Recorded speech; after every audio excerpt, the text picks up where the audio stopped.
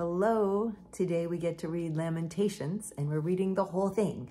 So get comfortable, get a cup of coffee or tea or whatever it is you enjoy, and relax as I read Lamentations to you. How lonely sits the city that was full of people. How like a widow she has become, she who was great among the nations. She who was a princess among the provinces has become a slave.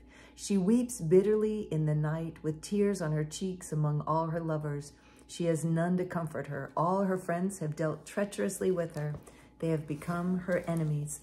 Judah has gone into exile because of affliction and hard servitude. She dwells now among the nations, but finds no resting place. Her pursuers have all overtaken her in the midst of her distress. The roads to Zion mourn, for none come to the festival. All her gates are desolate, her priests groan. Her virgins have been afflicted, and she herself suffers bitterly. Her foes have become the head, her enemies prosper. Because the Lord has afflicted her for the multitude of her transgressions, her children have gone away, captives before the foe. From the daughter of Zion, all her majesty has departed. Her princes have become like deer that find no pasture. They fled without strength before the pursuer. Jerusalem remembers in the days of her affliction and wandering all the precious things that were hers from days of old, when her people fell into the hand of the foe, and there was none to help her. Her foes gloated over her. They mocked at her downfall. Jerusalem sinned grievously. Therefore she became filthy. All who honored her despised her, for they have seen her nakedness. She herself groans and turns her face away.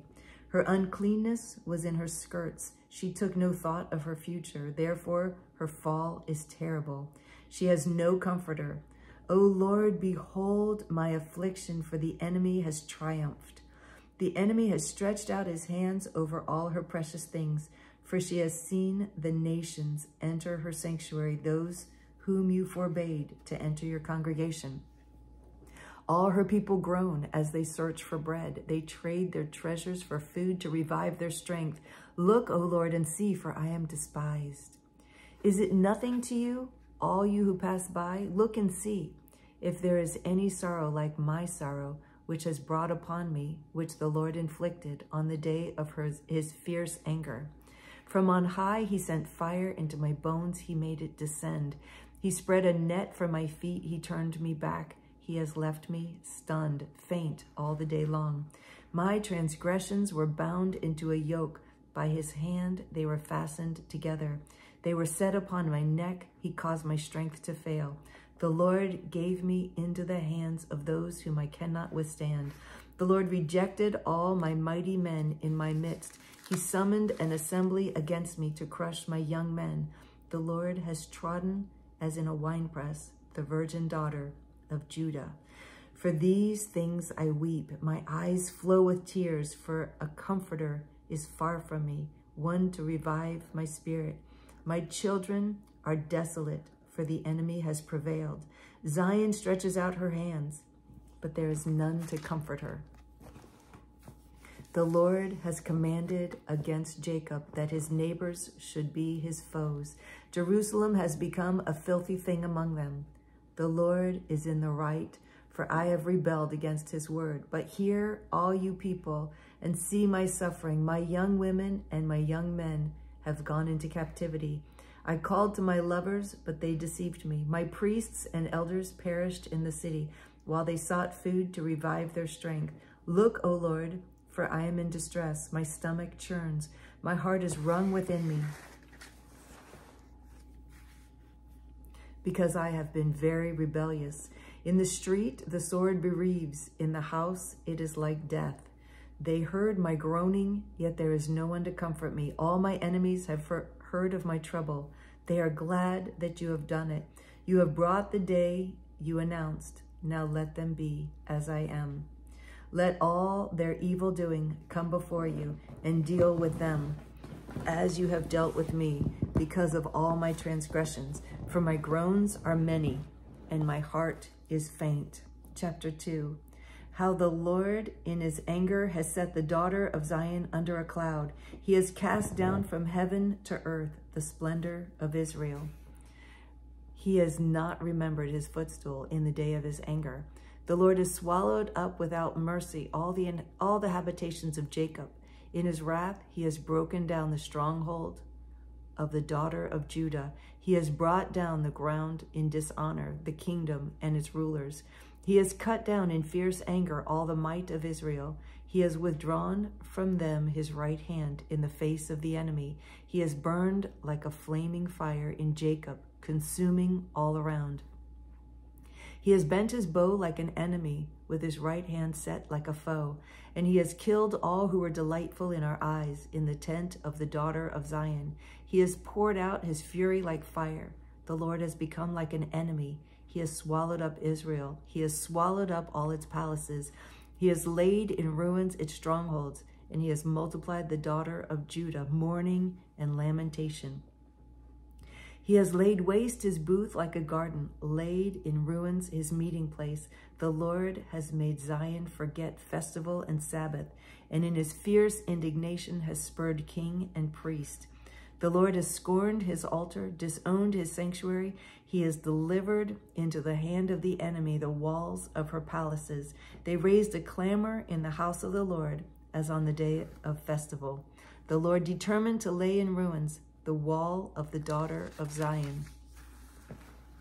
He stretched out the measuring line. He did not restrain his hand from destroying. He caused rampart and wall to lament. They languished together. Her gates have sunk into the ground. He has ruined and broken her bars. Her king and princes are among the nations. The law is no more, and her prophets find no vision from the Lord. The elders of the daughter of Zion sit on the ground in silence. They have thrown dust on their heads and put on sackcloth. The young women of Jerusalem have bowed their heads to the ground. My eyes are spent with weeping. My stomach churns. My bile is poured out to the ground because of the destruction of the daughter of my people. Because infants and babies faint in the streets of the city. They cry to their mothers, "Where is bread and wine?" As they faint like a wounded man in the streets of the city, as their life is poured out on their mother's bosom. What can I say for you? To what compares you, O daughter of Jerusalem? What can I liken to you that I may comfort you, O virgin daughter of Zion? For your ruin is vast as the sea. Who can heal you? Your prophets have seen for you false and deceptive visions. They have not exposed your iniquity to restore your fortunes, but have seen for you oracles that are false and misleading. All who pass along the way clap their hands at you. They hiss and wag their heads at the daughter of Jerusalem. Is this the city that was called the perfection of beauty, the joy of all the earth? All your enemies rail against you. They hiss, they gnash their teeth, they cry, "We have swallowed her."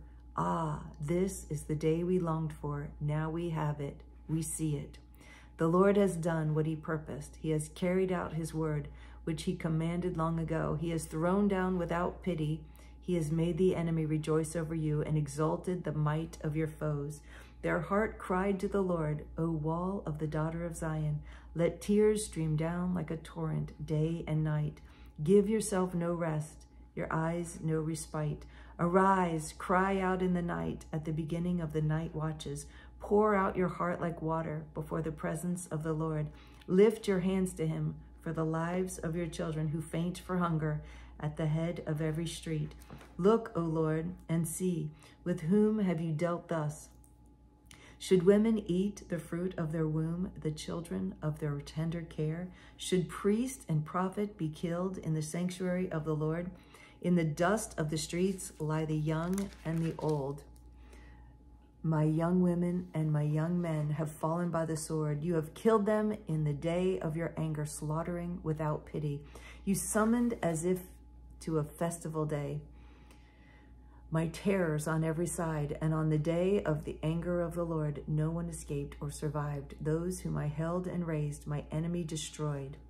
Chapter 3. I am the man who has seen affliction under the rod of his wrath. He has driven and brought me into darkness without any light. Surely against me he turns his hand. Again and again the whole day long. He has made my flesh and my skin waste away. He has broken my bones. He has besieged and enveloped me with bitterness and tribulation. He has made me dwell in the darkness like the dead of long ago. He has walled me about so that I cannot escape. He has made my chains heavy. Though I call and cry for help, he shuts out my prayer. He has blocked my ways with blocks of stones. He has made my paths crooked. He is a bear lying in wait for me, a lion in hiding. He turned aside my steps and tore me to pieces. He has made me desolate. He bent his bow and set me as a target for his arrow. He drove into my kidneys the arrows of his quiver. I have become the laughingstock of all people, the object of their taunts all day long. He has filled me with bitterness. He has sated me with wormwood. He has made my teeth grind on gravel and made me cower in ashes. My soul is bereft of peace. I have forgotten what happiness is. So I say, my endurance has perished. So has my hope from the Lord. Remember my affliction and my wanderings, the wormwood and the gall. My soul continually remembers it and is bowed down within me. But this I call to mind, and therefore I have hope. The steadfast love of the Lord never ceases. His mercies never come to an end. They are new every morning. Great is your faithfulness. The Lord is my portion, says my soul. Therefore I will hope in him. Wow, that right there is worth meditating on right there. That's so good. That's a song. Hopefully you all know that song. Verse 25, the Lord is good to those who wait for him, to the soul who seeks him. It is good that one should wait quietly for the salvation of the Lord. It is good for a man that he bear the yoke of his youth. Let him sit alone in silence when it is laid on him. Let him put his mouth in the dust. There may yet be hope. Let him give his cheek to the one who strikes, and let him be filled with insults.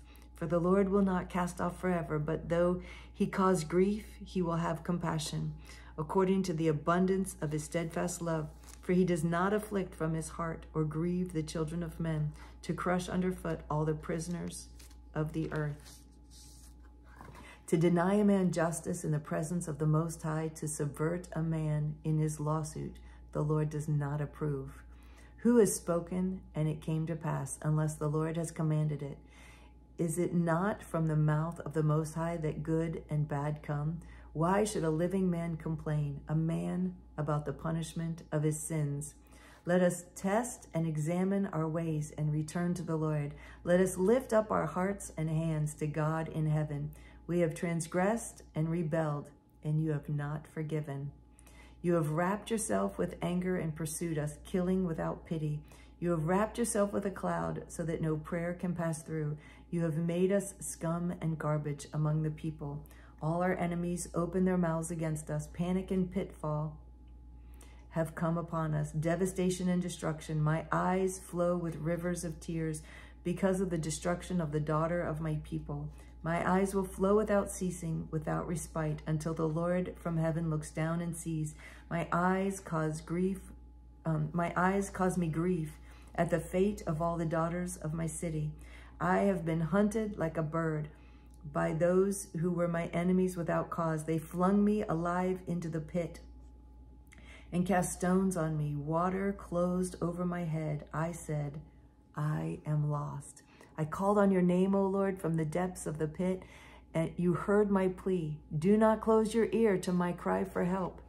You came near when I called on you. You said, do not fear. You have taken up my cause, O Lord. You have redeemed my life. You have seen the wrong done to me, O Lord. Judge my cause. You have seen all their vengeance, all their plots against me. You have heard their taunts, O Lord, all their plots against me. The lips and thoughts of my assailants are against me all the day long. Behold, their sitting and their rising, I am the object of their taunts. You will repay them, O Lord, according to the work of their hands.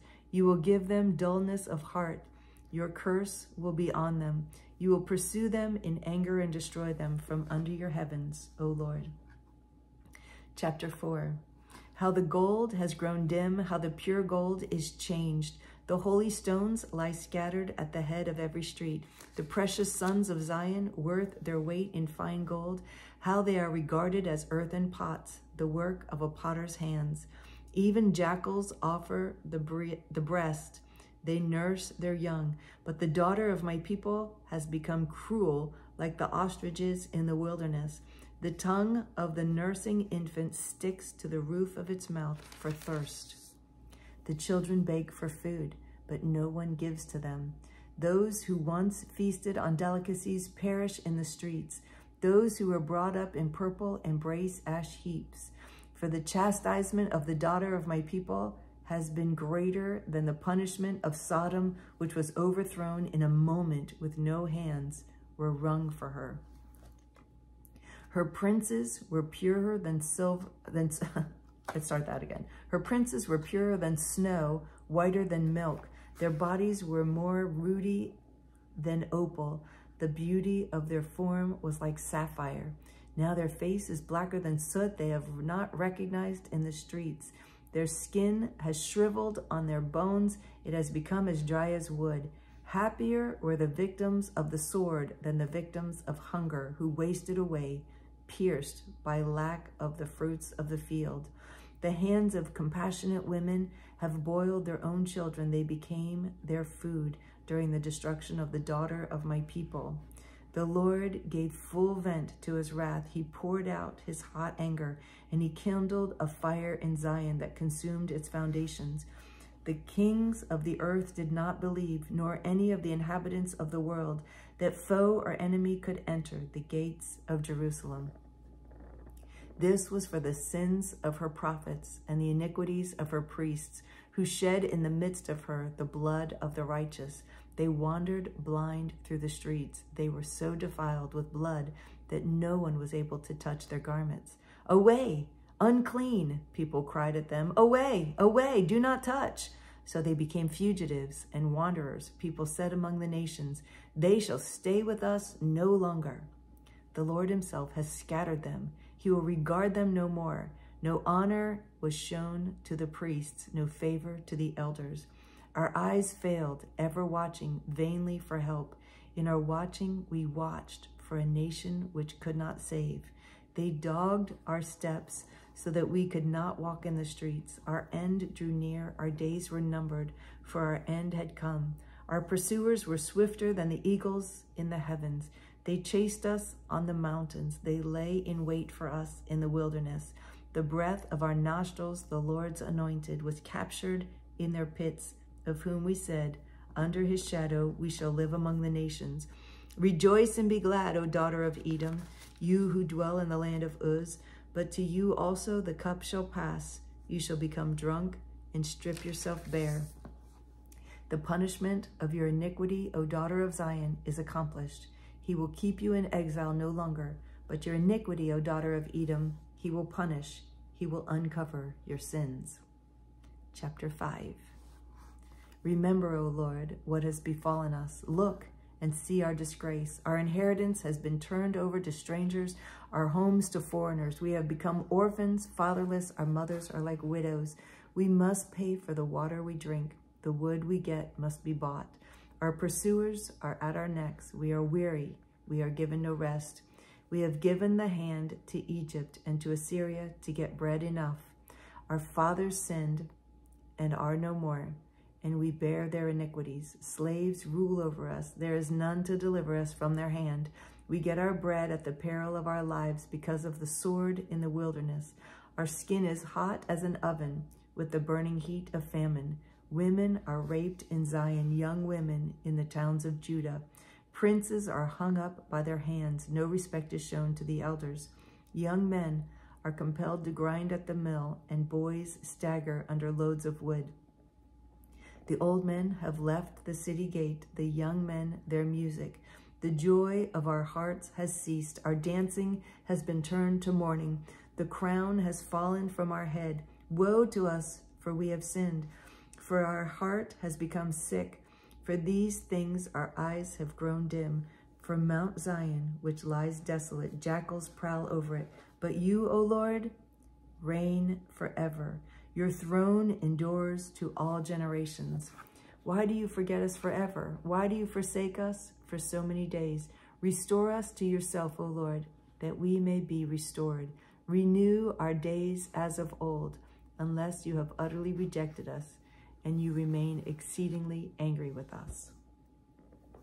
All right, and that's the end, but I don't want to end on unless you remain exceedingly angry with us. So let's go back to verse 19. And you, O Lord, reign forever. Your throne endures to all generations. That's where we should end. And where was the other one? Where was the other one that said, oh, I should have circled it. Oh, here it is. Chapter 3, verse 22. Oh, so we're done. If you just were listening for the read through the Bible, we're done. I'm just trying to end on a happy note. Chapter 3, verse 22. The steadfast love of the Lord never ceases. His mercies never come to an end. They are new every morning. Great is your faithfulness. The Lord is my portion, says my soul. Therefore, I will hope in him. The Lord is good to those who wait for him, to the soul who seeks him. It is good that one should wait quietly for the salvation of the Lord. There we go. That's a better word to end on. Just like reading the word right before you go to bed, reading an encouraging word, a happy thought, because when you go to sleep, your mind meditates on the last thing that you thought of all night long.